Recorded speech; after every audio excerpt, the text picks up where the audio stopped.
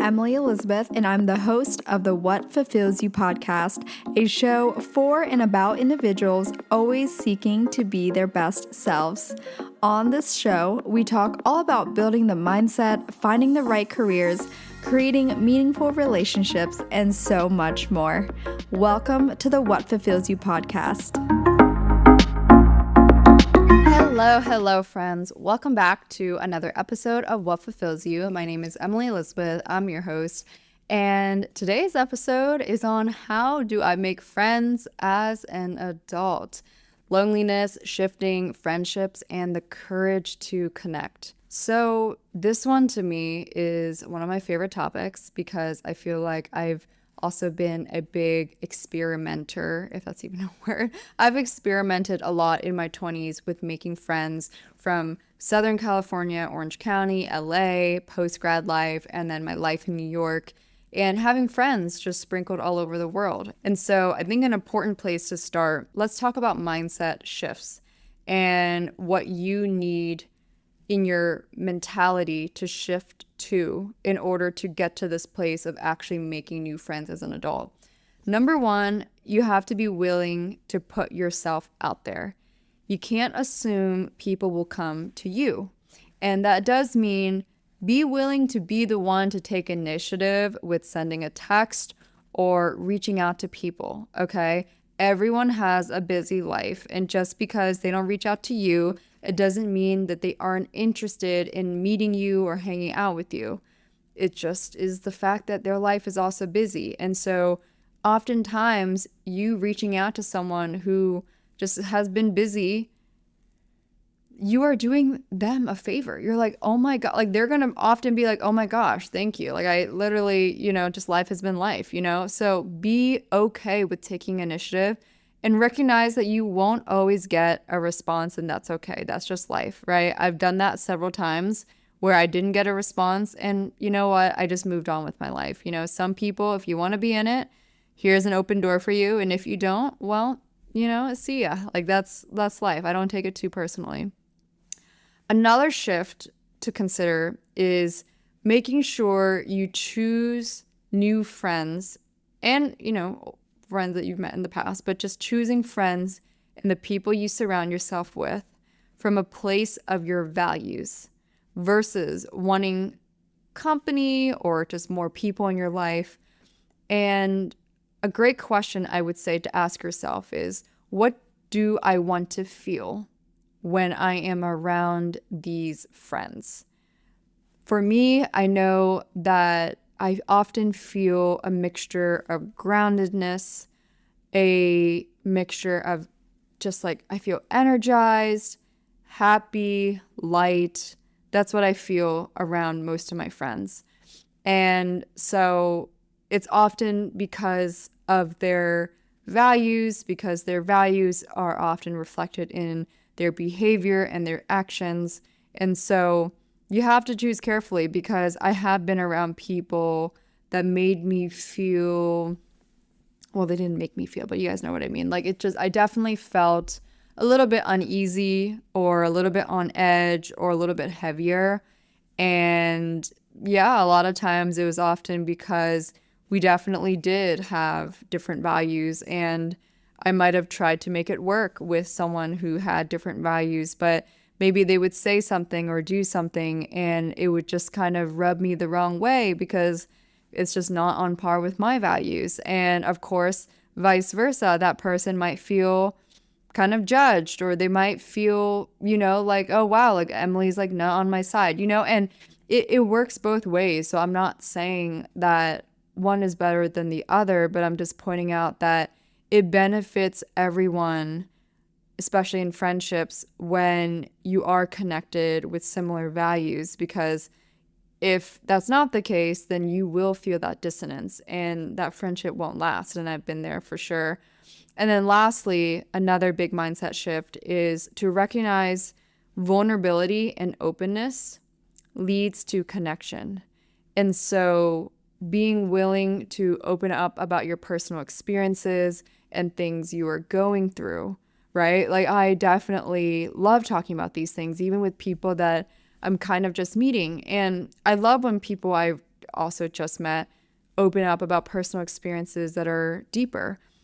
You know, because at the end of the day, what are we afraid of? You got to ask yourself, if you're afraid to open up, you have to look at, why am I fearful of this? What am I so scared of? And when you look at that face to face, you're able to see the root of why you might not actually feel deeply connected with people, right? And so I try to lead with this myself. I definitely am not too afraid of opening up about certain things and my personal experiences in my life. But, you know, for example, from my heritage, like being Vietnamese and culturally, I know that that's often been judged by certain family members, or I know from a cultural lens, being open and vulnerable is not a value in the culture that my parents are from. And I'm not like, you know, I certainly can say like I have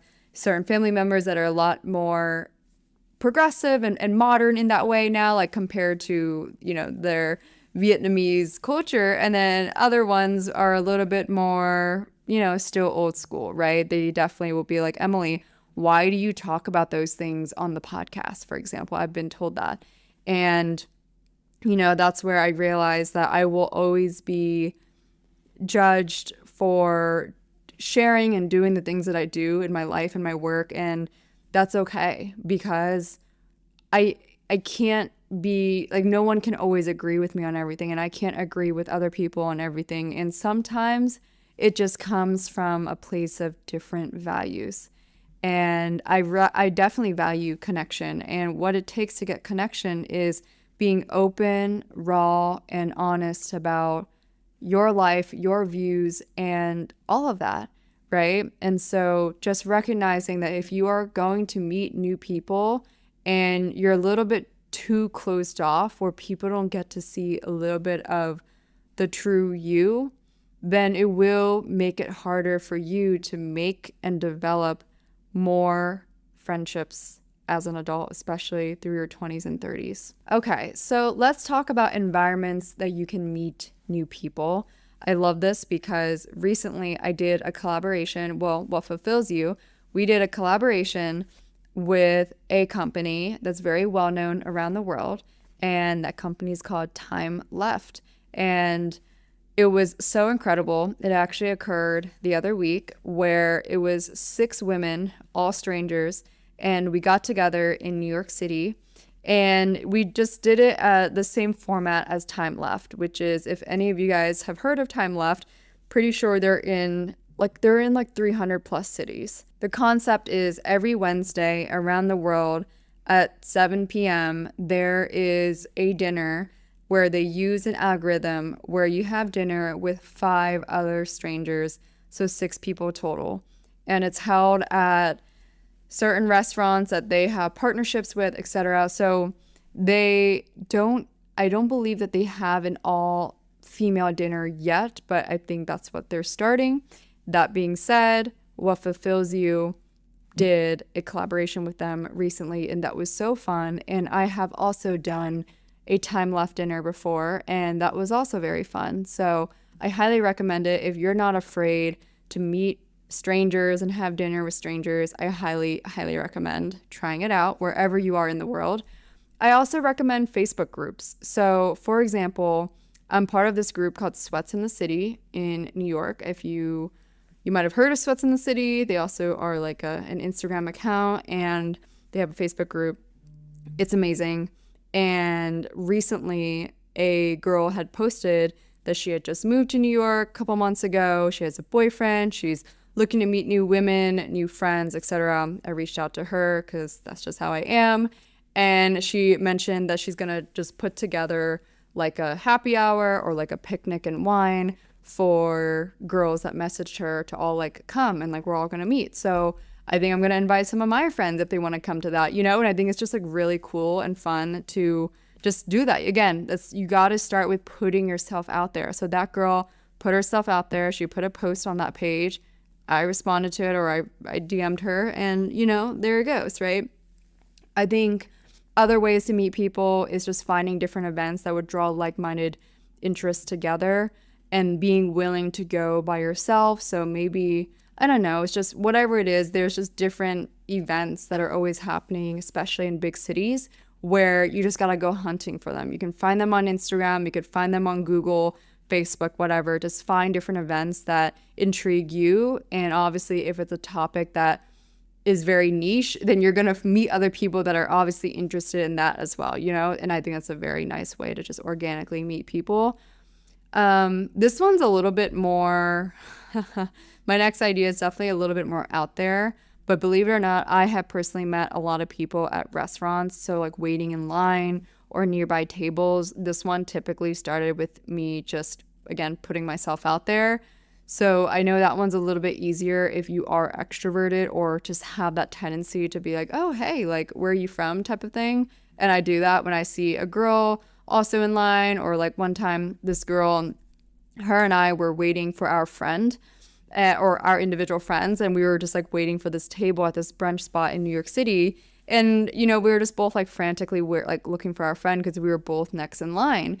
And I was, you know, because obviously we can't get seated if our friend's not there. And I was like, oh, where's your friend coming from? And they basically realized that both of our friends were probably on the same subway and they were stuck. Like that subway was stuck. So we ended up exchanging Instagrams and becoming, you know, kind of like friends. And I thought just, again, that was one of the ideas I had about why I wrote down restaurants.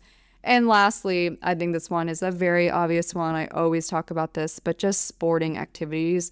So find a league that you want to join or find an adult group class, whatever, pickleball, ballet, tennis, you name it. You know, just like there's so many things that you could join and find. And again, they're usually fun, you know, great way to meet people. And when I got back into tennis, it was like my second year living in New York. And I was kind of just dragged out to the courts. It was someone that was playing tennis frequently. And they were like, you know, you played tennis before, come challenge me, you know? And I was like, okay, fine. I haven't played in years, but if you want to get your ass whooped. And it was just all fun and games. But I think that's what got me into the spirit of playing tennis again. And I started to meet other tennis people in New York through that just because, you know, they would see me playing. And then that's how I joined leagues and tennis organizations, all of that. And now I have like a set of tennis friends in the city, which is really fun. So there's so many ways to meet new people and make new friends as an adult. You just have to put yourself out there and be willing to get rejected and go through the ringer of, okay, this one worked, this one didn't, it's going to happen. But I hope this episode gave you some ideas and gave you some inspiration on how you can meet potential new like-minded friends, guys or girls, whatever your preference.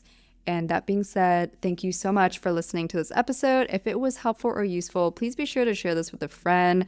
Give them a little nudge. If you know they've been talking about wanting to meet new people and they're complaining, this one is a good episode for them. And post this episode on your Instagram story and tag at What Fulfills You and at Emily E. Duong so we can reshare this on the stories. Thanks again for tuning in. I will chat with you all in the next episode.